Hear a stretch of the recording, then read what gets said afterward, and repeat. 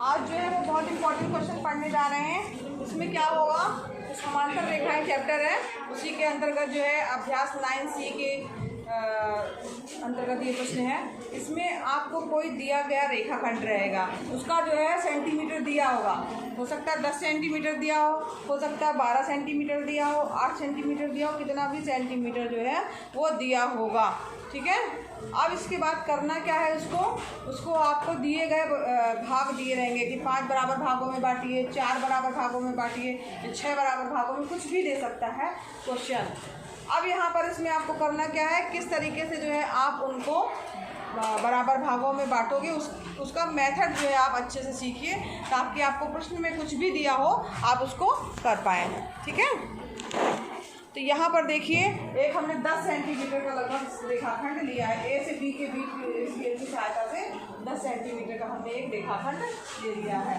मान लिया हमने 10 सेंटीमीटर। आपको जितना प्रश्न में आएगा आपको उतना सेंटीमीटर लेना है। इसके बाद क्या करना है, आपको न्यून कोण बनाती हुई जो है वो कोई भी एक रेखा खींचनी है। तो यहाँ पर न्यून कोण किसे कहते हैं, किसी को पता है? किसको कहते हैं? ना एकदम नहीं है। 90 डिग्री से कम अंश के कोण को न्यून कोण कहा जाता है। 90 अंश के या 90 डिग्री से कम के कोण को न्यून कोण, यानी यहाँ तक के कोण समकोण, उससे कम कोई सभी 10, 20, 30, 40, 50, 60 जितना लेना हो आप ले सकते हैं। हमने मान लीजिए आपका लिया 50 डिग्री का कोण बनाते हुए, आप लगा लिया निशान। ठीक है। अब हमारा ये बिंदु लग गया। अब इसको हमको मिला देना है या उससे जाते हुए एक रेखा खींचनी है। ठीक है, समझ में आना सबको? इसको हंसी आ रही है।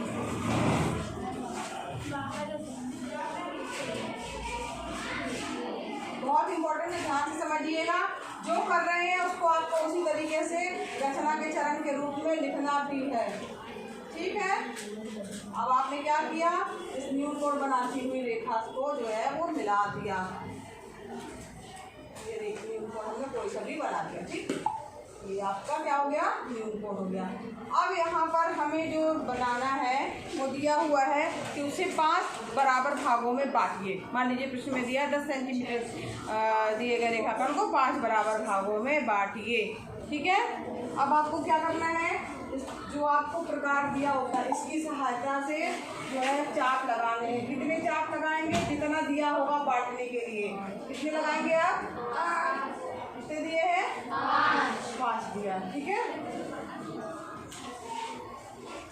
तो यहाँ पर हमें 5 चाप लगाने हैं। कहाँ लगाने हैं अभी बता रहे हैं, कैसे लगाने हैं। देखिए, अब यहाँ पर आपने एक चाप लगाया, एक, फिर लगाने के बाद बिना हिलाए डुलाए इसको वापस थोड़ा सा इस बिंदु पे रखना है। समझ में आ रहा है? सबको समझ में आ रहा है? ठीक है। इसके बाद जो है वो दूसरा। ठीक, फिर क्या करना है आपको, जहाँ पे आया बिंदु वहाँ से तीसरा। ठीक है।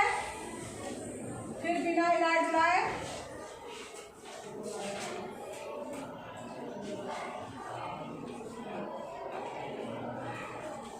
चौथा। ठीक है। फिर क्या करना है,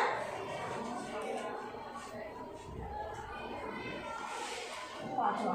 ठीक, 5 चाप हम लोगों ने लगा लिए, तरीका सीख लिया, ऐसे ही करना है।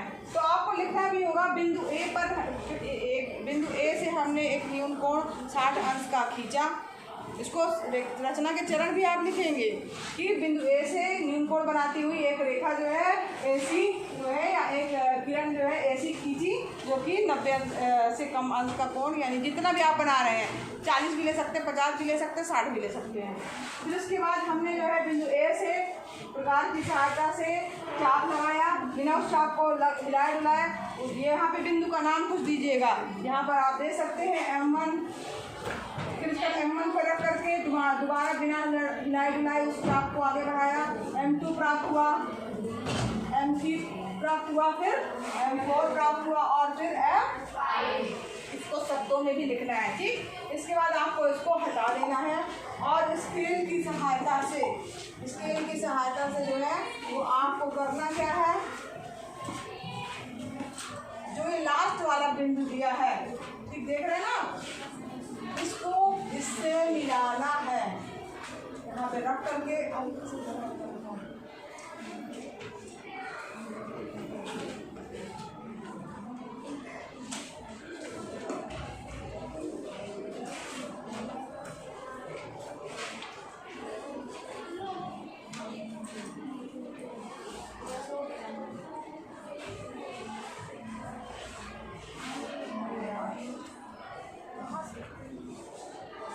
बाद फिर इसको मिलाना है हमें थोड़ा सा। इसमें बोर्ड मिलाने में ज़्यादा दिक्कत, इतनी देर में तो स्केल से आप लोग मिला ही लोगे ना। मिल नहीं रहा है इसमें, यहाँ रखना है तो इसको हल्का सा। अब इसके बाद इसको मिलाती हुई जो है हमने जो है M5 को B से मिलाया। ठीक है, क्या किया हमने? M5 को B से मिलाया। फिर इसी स्केल को बिना कुछ हिलाए डुलाए कहाँ लाना है? ये यहाँ M4 पे। फिर एक लाइन आपको खींचनी है। फिर इसको लाना है कहाँ पे? M3 पे।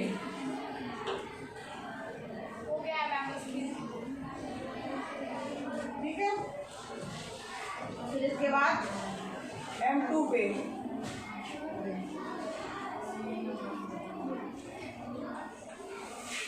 फिर इसके बाद समझ में आ रहा है ना सबको? yes, वो तो इससे बिल्कुल एकदम एग्जैक्ट बताया जा रहा है आपको।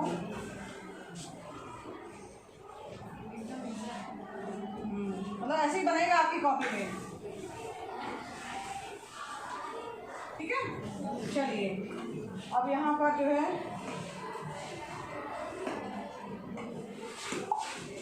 ये यहाँ पर देखिए, आपको ये जो बिंदु मिले हैं इनका आप अलग से नाम दे दीजिए। क्या? B1, B2, B3, B1, B2, B3, B4।